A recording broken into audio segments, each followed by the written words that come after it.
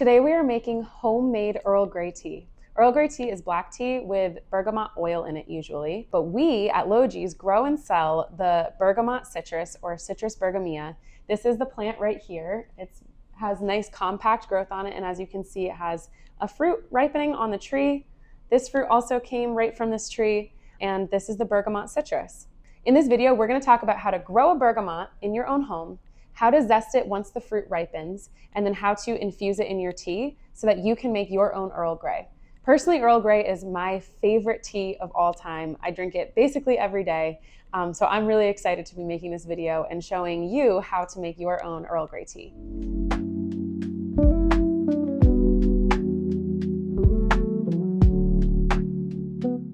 So to grow the bergamot, you grow it like any other citrus, but if you're unfamiliar with growing citrus in your home, the best thing to do for citrus is to make sure that they're in a clay pot because the roots like to really aerate in between waterings, and you want to make sure there is periods of dryness between waterings. Once the surface of the soil is visually dry and dry to the touch, you can go ahead and water it thoroughly. And it is okay for citrus to wilt just a little bit. It won't put it into severe stress, but you don't want to do that regularly.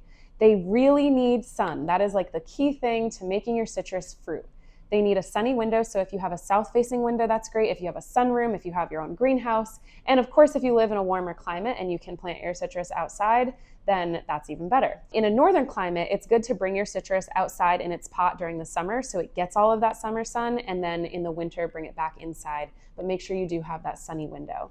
Citrus don't like to go below about 50 degrees, and really on a regular basis, you don't want to drop it below 55. Once the weather gets warm enough so that the nights aren't going below 50 on a regular basis, that's when you can put it outside in the summer. And same thing in the fall. Once the nights start dropping below 50 degrees, you're going to want to bring it back inside. The other thing about citrus is that they love fertilizer. So again, we really only fertilize tropical plants during the growing season, which would be from April to November. So a 795 is a balanced fertilizer. That's what we sell at Logee's, or a 10-10-10 is really good. And you're going to want to fertilize every 2 to 3 weeks when it is growing season. This will help promote the blooms of the citrus and therefore the fruit of the citrus. We do sell grafted plants here at Logee's, which means that the fruit will actually appear quicker in its lifespan than a seedling, than a plant grown from seed.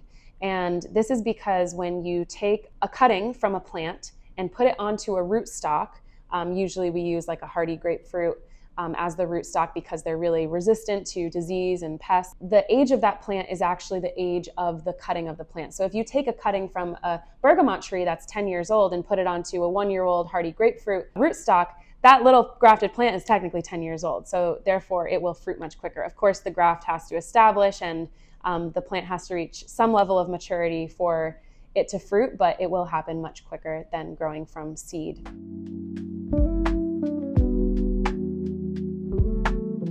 The bergamot is grown in the region of the Mediterranean and southern Italy. It is really known for its aromatic rind, and that's why it's used in Earl Grey tea. So I can smell this from here. It smells, without even damaging the skin, it smells so good.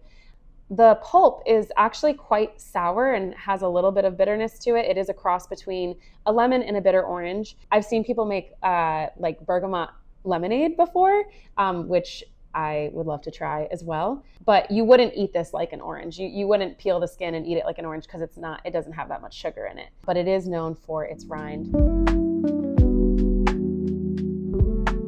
So now it's time to zest the bergamot. And the one thing that you want to know is when you're zesting, you don't want to zest too deep and get a lot of the white part of the rind.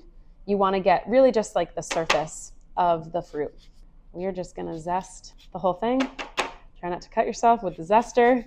And this is actually a really good color for the bergamot. It's not really supposed to get any more vibrant than this or darker. This is quite ripe.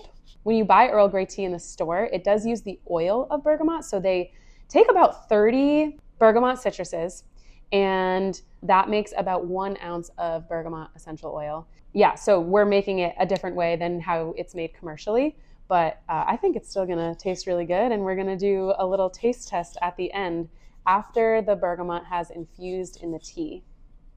So after I'm done zesting this. We're going to let the zest dry. And then later today, we're going to mix it with black tea. It does take several days for the zest to infuse into the tea. So we're going to come back in a couple weeks after the zest has infused in the tea, and that's when we're going to actually brew the tea and do a taste test with commercial Earl Grey tea. This is from Bigelow Tea Company, which is also a Connecticut business from Fairfield, Connecticut. So little shout out to another local business. As I'm almost done zesting, the whole room is basically filled with the smell of bergamot. And fun fact, bergamot is a similar flavor or the same flavor that they use to flavor Fruit Loops. So if you've ever had Fruit Loops and you're like, this tastes familiar, it's bergamot actually. It's probably some artificial version of bergamot, but that's where the flavor is inspired from. But yeah, I do love this smell so much and the taste of it. So you basically want your citrus to be balled like this. There's a couple patches I missed, but I don't want to, again, go too deep into the white part of the rind. And as you can see, this is the amount of zest we got. I'm just going to kind of spread it out a little bit so it dries quicker. This will probably make about 5 cups of tea, but we're not really sure because we're doing it with you on camera, and you can learn from our mistakes and do it better than us. So I've never actually tried the pulp of a bergamot citrus, so I'm going to do it for the first time right now on camera. As I said before, it is known to be sour, so we will take a look right now. Here is our little balled bergamot wedge, and yeah, here we go. Oh, that's actually pretty good. It is sour, but I was bracing myself for like more sour, and it's subtle. It's actually quite nice. I feel like this would be a really good garnish if you made homemade Earl Grey tea. Just like a little slice on the rim, or if you made it into iced tea and you added some of the citrus into it. But I don't know if it's the effect of me smelling all the bergamot that makes me feel like it also tastes like bergamot, but there is something more aromatic and floral about the pulp of this fruit than a regular lemon, for example. I give it a thumbs up.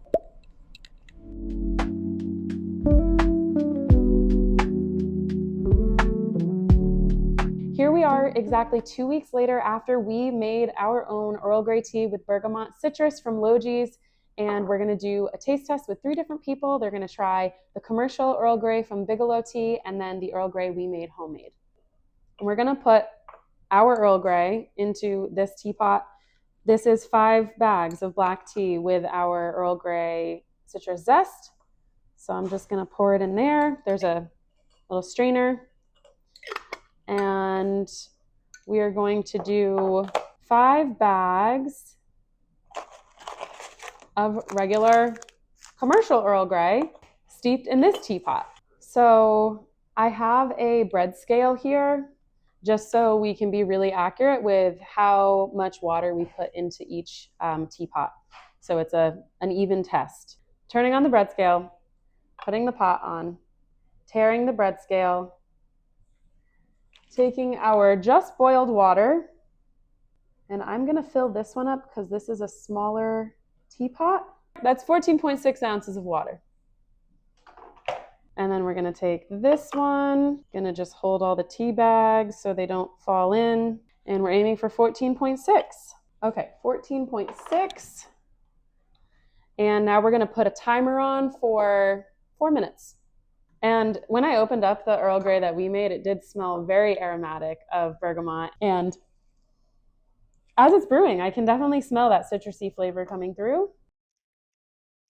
And same with this one. I feel like this one smells a little bit more floral. So we'll see how it tastes. Okay, it's been a little over 4 minutes, and now I'm going to pour our tea, just a little bit of each, because it's just a taste.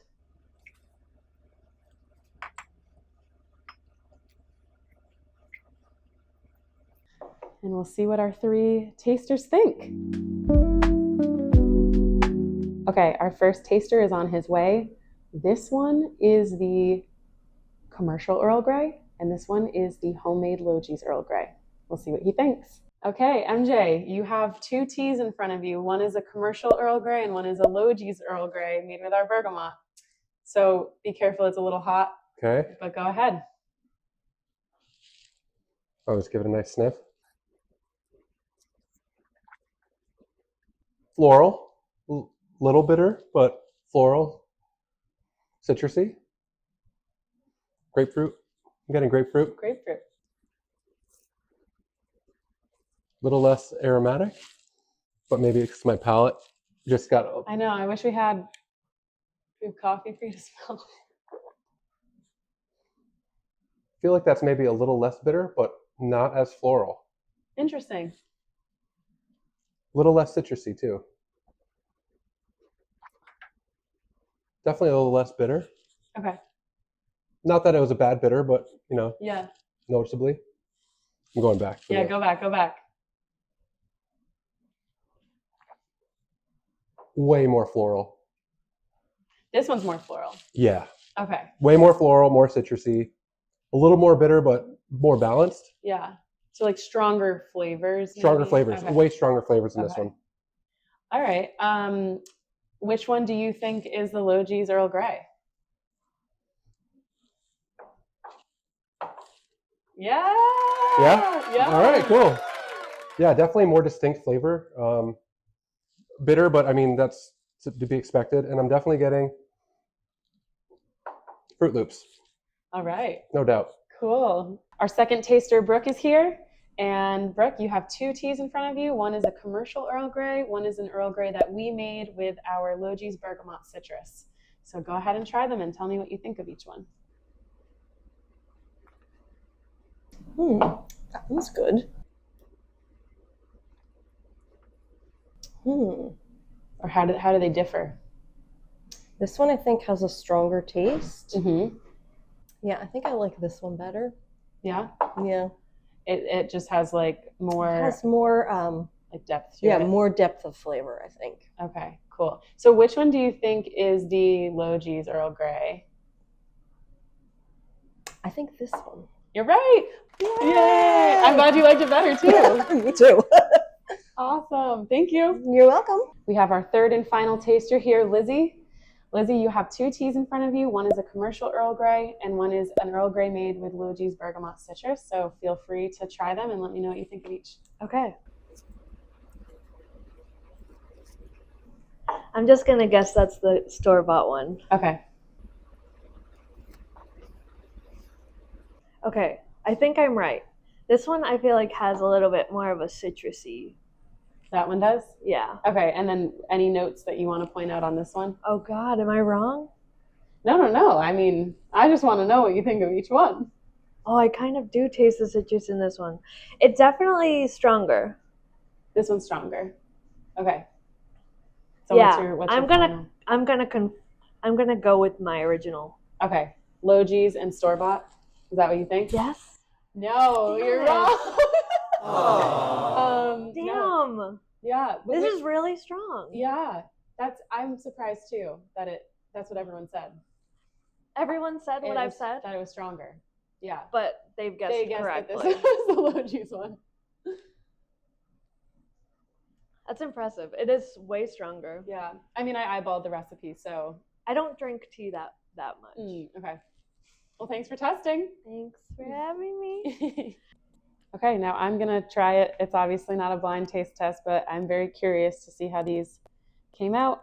This one was brewing for a bit longer, and this one probably hasn't because the strainer isn't touching the water. So that is a difference from the other taste tests. I think I want to start with the store-bought one first.